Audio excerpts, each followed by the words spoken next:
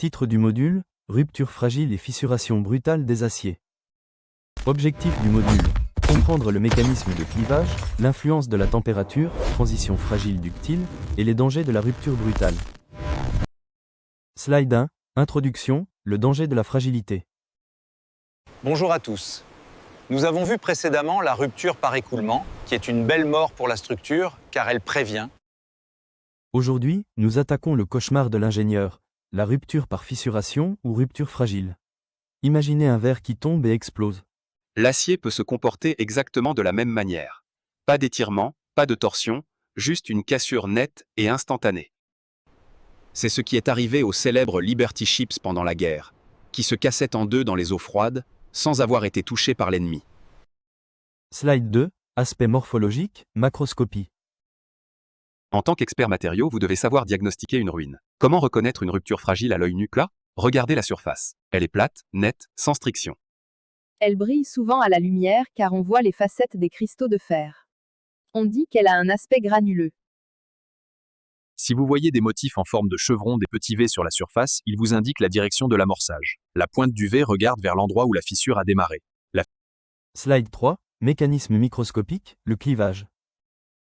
Plongeons au cœur de la matière. Pourquoi l'acier devient-il fragile pas? Rappelez-vous la plasticité, c'est le glissement des plans atomiques. La rupture fragile, c'est quand ce glissement est impossible ou bloqué.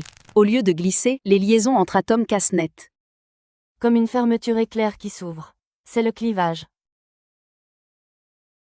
La fissure traverse les grains de métal sans dissiper d'énergie. C'est pour cela que la propagation est si rapide.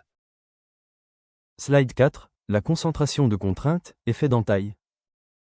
La rupture fragile ne naît jamais de nulle part. Elle part toujours d'un défaut, une micro-fissure, une bulle dans une soudure, ou un angle vif de conception. C'est l'effet d'entaille. Localement, à la pointe de la fissure, la contrainte peut être 100 fois supérieure à la contrainte moyenne dans la poutre. Dès que cette contrainte locale dépasse la ténacité du matériau, sa résistance à la fissuration, le kick, la fissure part instantanément. Slide 5, La température de transition, concept clé. Voici le slide le plus important pour votre future carrière.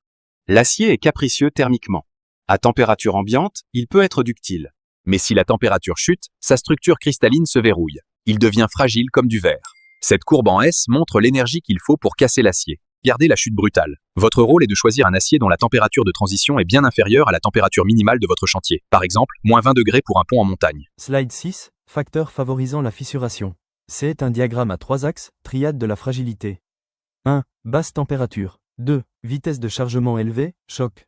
3. État de contrainte triaxiale, grosses épaisseurs, soudure complexe. Quand devez-vous vous inquiéter? Quand 3 facteurs se réunissent. 1. Il fait froid. La charge est appliquée brutalement.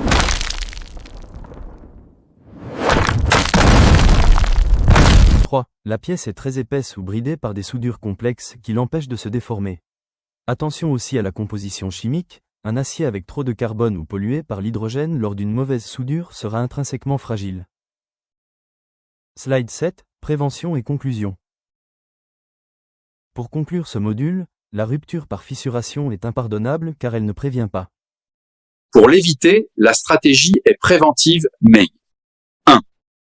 Vous devez prescrire la bonne nuance d'acier. Vous devez soigner les détails géométriques pour éviter les effets d'entaille. 3. Vous devez surveiller rigoureusement l'exécution des soudures. Un acier sain, bien soudé et adapté au climat ne cassera pas brutalement. Merci de votre attention.